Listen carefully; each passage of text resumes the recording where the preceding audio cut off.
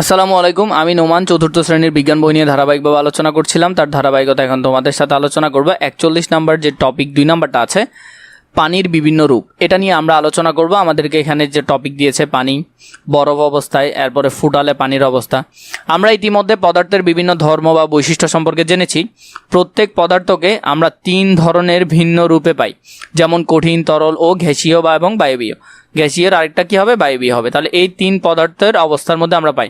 আমরা কি এমন কোনো পদার্থের কথা ভাবতে পারি যাকে এই 3 অবস্থাতেই দেখেছি? চলো পানির কথা ভেবে দেখি।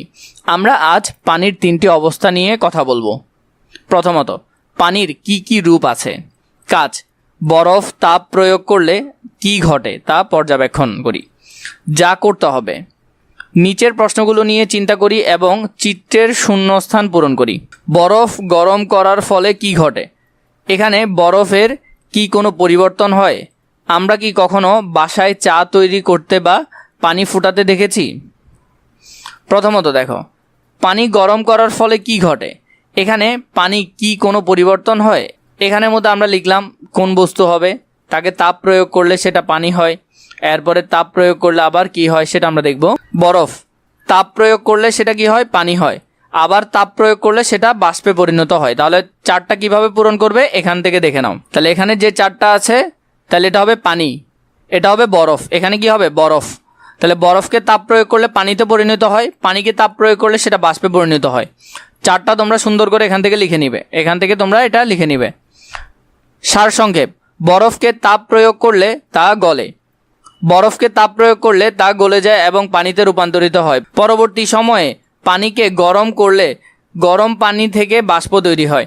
এভাবে পানি এক অবস্থা থেকে অন্য অবস্থায় রূপান্তর ঘটে। 3 বলেছে পানির 3টি অবস্থার বৈশিষ্ট্য। পানির 3টি অবস্থা কি কি বৈশিষ্ট্য আছে। কাজ, পানির 3টি অবস্থার নাম ও তার বৈশিষ্ট্য শনাক্তকরণ। যা করতে হবে, 1, নিচে প্রশ্নগুলো নিয়ে চিন্তা করি। আমি কি পানিকে কঠিন, তরল ও গ্যাসীয় এই 3 অবস্থায় দেখেছি? এরপরে কঠিন, তরল ও গ্যাসীয় অবস্থায় পানিকে আমরা যে নামে চিনি সেগুলি কি? পাশে বসা সহপাঠীর সাথে আলোচনা করে নিচের ছকটি পূরণ করি। পানির অবস্থা, অবস্থার নাম, বৈশিষ্ট্য, এই ছকটা আমরা এখন পূরণ করব। কঠিন পদার্থ, তরল পদার্থ এবং গ্যাসীয় পদার্থ। কঠিন অবস্থার নাম বরফ। বৈশিষ্ট্য হলো নির্দিষ্ট আকার ও আয়তন আছে, সহজে প্রবাহিত হয় না। 2, তরল।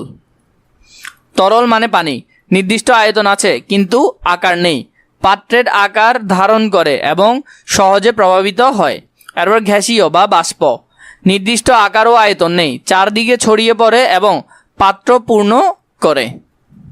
তাহলে এইখানের মধ্যে এই যে এটা আছে, এটা তোমাদেরকে দিলাম, সুন্দর করে এখান থেকে পূরণ করে নিতে পারবে। এরপরে বলা হলো তরল পদার্থ সহজেই গড়িয়ে পড়ে। তরল অবস্থায় পদার্থের নির্দিষ্ট আকৃতি না থাকলেও আয়তন থাকে। সারসংক্ষেপ, পানিকে আমরা তরল, কঠিন যেমন বরফ এবং গ্যাসীয় যেমন জলীয় বাষ্প এই 3 অবস্থাতেই পাই। প্রতিটি অবস্থায় আলাদা আলাদা বৈশিষ্ট্য আছে। যেমন তরল অবস্থায় পানি গড়িয়ে চলে, এর নির্দিষ্ট আকৃতি না থাকলেও নির্দিষ্ট আয়তন আছে।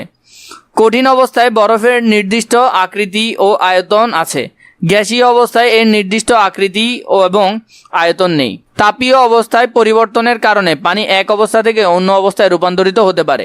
3 অবস্থাতে পানি আমাদের জীবনে বিভিন্ন উপকারে আসে। পানির 3 অবস্থার বৈশিষ্ট্য সম্পর্কে আরও কিছু জানি। অন্যান্য পদার্থের মতো পানির 3টি অবস্থা আছে। বরফ হলো কঠিন অবস্থায় থাকা পানি। বরফের নিজস্ব আকৃতি রয়েছে। আমরা বরফ স্পর্শ করলে ঠান্ডা অনুভূত করি। পানির নিজস্ব আকৃতি থাকে না। পানিকে যে পাত্রে রাখা হয় সেই আকৃতি গ্রহণ করে। পানি সহজে গড়িয়ে পড়ে, যেমন গ্লাস থেকে পড়ে গেলে মেঝেতে ছড়িয়ে পড়ে। পানির গ্যাসীয় অবস্থা হলো বাষ্প। যখন পানি অনেক গরম হয় তখন তা বাষ্পে পরিণত হয়। রান্না করার সময় হাঁড়ির ঢাকনা খুললে যে ধোঁয়া ওঠে সেটিই বাষ্প। এটি বাতাসের সঙ্গে মিশে যায় এবং তারপর এই বাষ্পকে আমরা আর দেখতে পাই না। বিপরীতভাবে বাষ্পকে ঠান্ডা করলে আমরা তরল পানি পাই, আর পানিকে ঠান্ডা করে বরফ পেতে পারি। তাহলে বাষ্প থেকে ঠান্ডা করলে সেটা পানি হয়, আবার পানিকে কি করলে ঠান্ডা করলে কি হয়, সেটা বরফ হয়।